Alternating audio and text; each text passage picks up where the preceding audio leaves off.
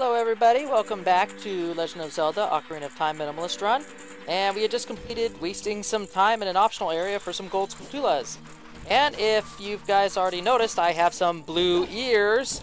I actually had to upgrade my stereo headset to, I think these are G460 Logitech gaming headsets. They're actually pretty darn good, and I'm actually kind of happy with them. They look kind of funky and odd on my ears, but whatever.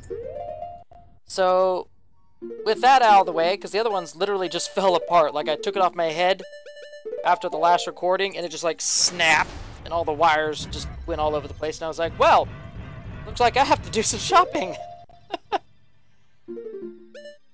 Back to the Water Temple commentary. So, as I was explaining earlier, you kind of want to explore everywhere that you can reach before you start raising and lowering the water levels. So now that we've drained all the water all the way to the ground, it's now time to kind of work our way around and figure out where exactly we can reach, where we can go, and how many keys we can acquire while doing it.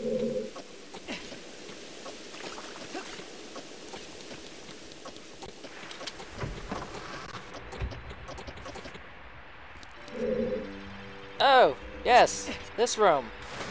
This room is rather interesting, and I don't know if you're required to even go to this room at this stage in the level, or you have to come back with a certain item. And as such, I think I spent a lot more time in this particular room than was probably warranted.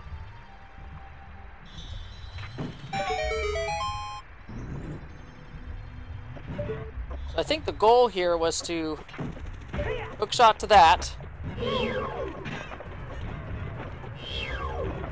draw them out, and then I'm not really sure what you should be doing. I think you're supposed to kill them, but I don't know what happens, or if you get stuck behind the grate or the bars there, if it closes on you before you have a chance to kill both of those enemies. And I don't remember what the game gives you if you do kill both of those enemies. So we're gonna try again, see if we can draw out the second clamshell. That is a clam, right? Almost. Oh no. I'm not too familiar with those types of crustaceans. Or shellfish, as some would call it.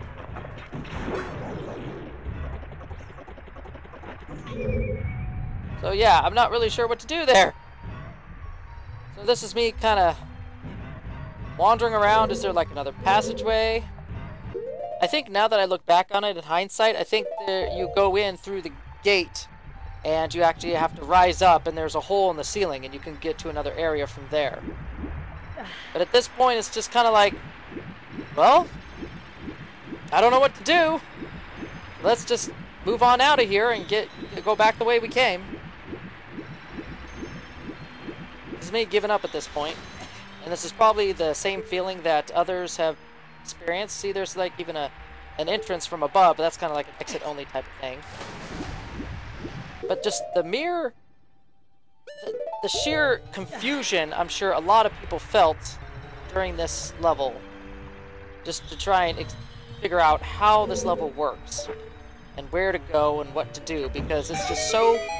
I have to give props to the designers. It is so intricately designed. I was trying really hard to fight that one. I'm gonna edit that out in the sound process. Yep, this is me going, you know, let's see if there's a hole in the ceiling.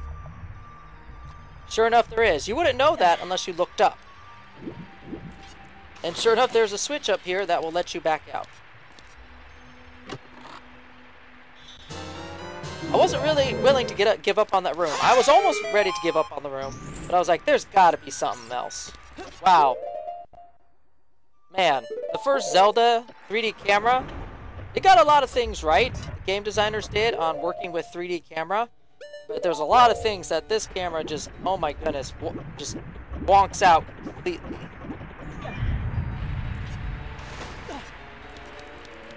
Well, we got 2 keys, which I think is enough, maybe, to move on ahead.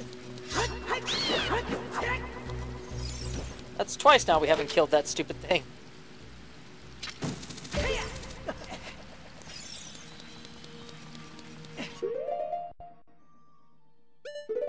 So pretty much, I can attribute this particular level design to a hub and spoke type of level, where you have a central atrium, a central hub, as you were, and you go out to the different spokes to get your keys, to get your items, to go progress in the stage.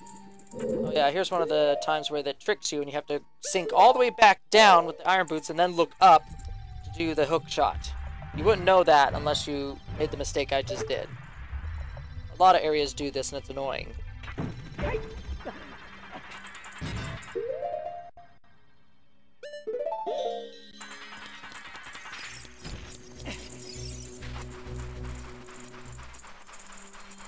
So carrying on our strategy of exploring everything before we raise or lower the water levels, got one more area left to do. Or at least to check out anyway.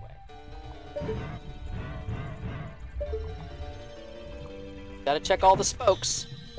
Gotta make sure there's nothing left unturned on the spokes. Then we return to the hub and raise the water level. Yep, sure enough, there's not much we can do because that requires a little bit of a longer hook shot than what we have here.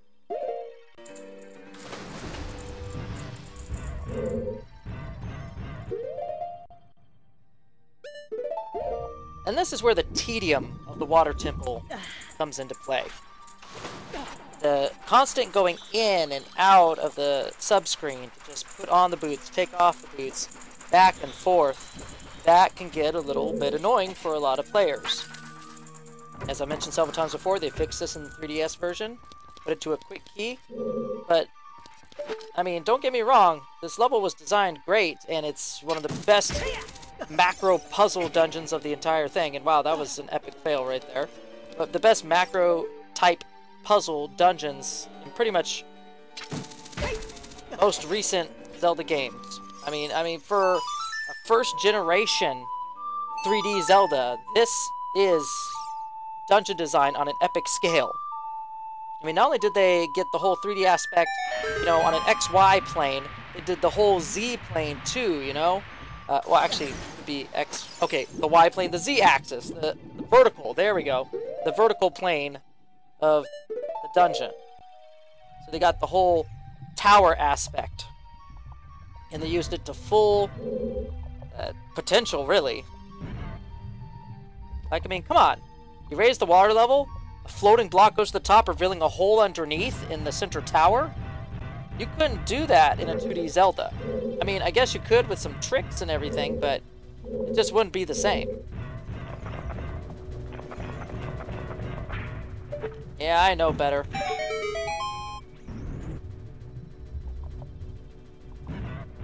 I'm trying to kill all those little spiky things first, before I get any closer.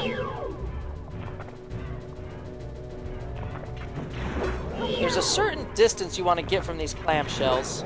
You got to get close enough for them to open up, and then kill them before they close up, or before they start coming after you. Otherwise, it's too late.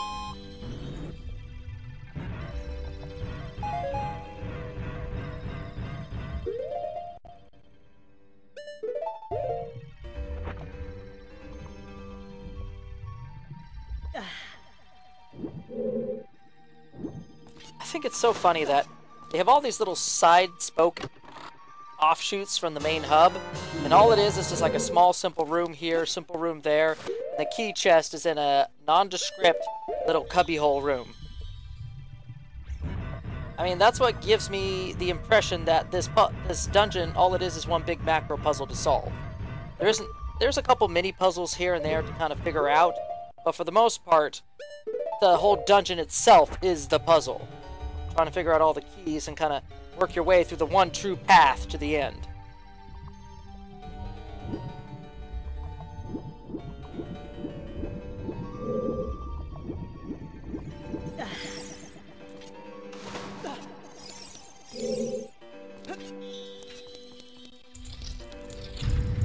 Now that we're done with the center tower, we've raised the water levels, we now need to check everything again, starting with the bottom floor. This is something that a lot of people, their first time through the game, just do not catch. You need to go back to the bottom floor and check all the new places you can get to with the water raised up halfway. That's what I think throws a lot of players off their first time through. So you gotta go back to where you first met Rudo. Look at that! Bumpable wall with a small chest with most likely a key in it.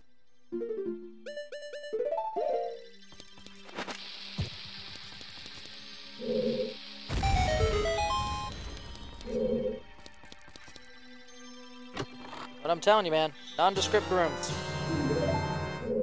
In terms of just overall design, other than the main atrium, the main hub part and the tower, all these side passages, with the exception of a couple rooms, it just seems really pasted together.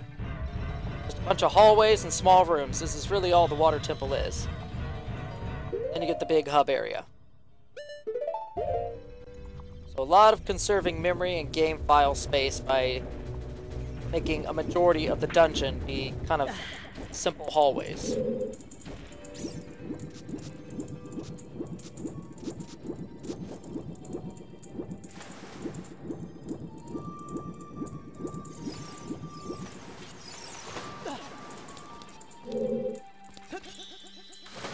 Not much you can do there, which also requires the long shot.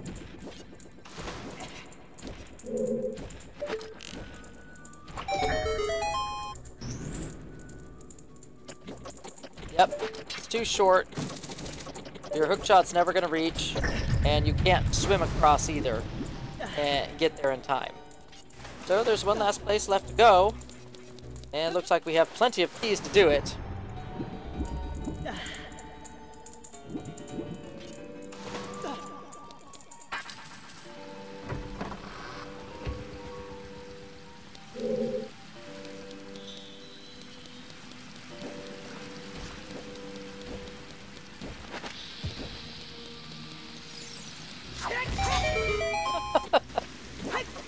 I can't believe that I actually made it on the waterfall and the Tektite didn't. That was hilarious. I'm sure that Tektite surprised quite a few people.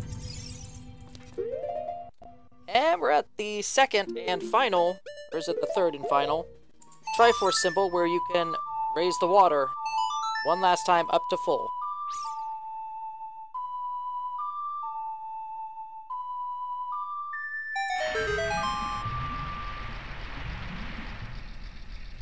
I'm pretty sure as people were exploring this dungeon for the very first time and getting a lot of hate for this dungeon, they probably raised and lowered the water all the way down to the bottom, all the way back up to full, like probably dozens of times. How many people have done that and just feel like they just weren't getting anywhere, any progress done on the stage?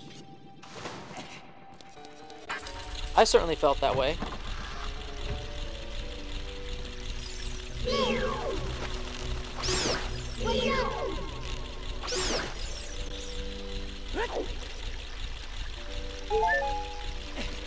Now we get to a rather interesting and difficult obstacle, and this requires you to be not only quick on the draw with the hook shot, but also accurate too, because the platforms move down the waterfall at a constant rate, and you have to continue hook shot up one platform at a time, and so you got to hook shot up, change the camera, get into first person mode with the hook shot again, and then look up to get in range with the next platform up above, as depicted here. Again, me trying to learn how to play in a 3D realm space for the first time as a young kid in Zelda, trying to maneuver that Nintendo 64 controller stick to get up this waterfall was a pain and a half. I think I died at least once because it brought me all the way to the bottom and I fell in the pit. Pretty bad. So yeah, that's actually a difficult obstacle for anybody who is not well versed in the control stick and proper aiming of the hook shot.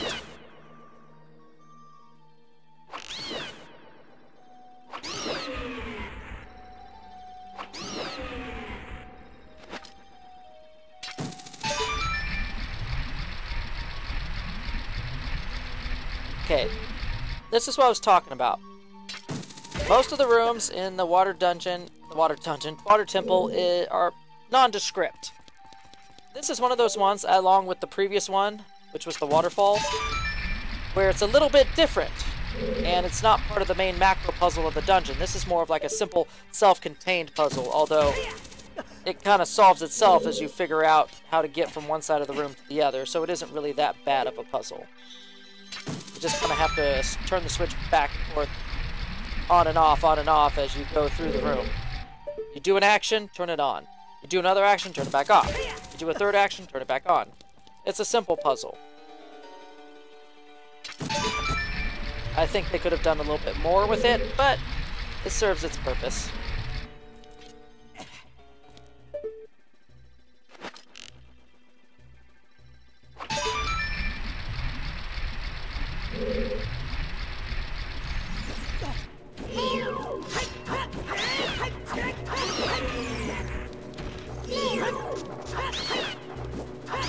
And you know all that sound signifies a like. And right before the mini-boss door, too.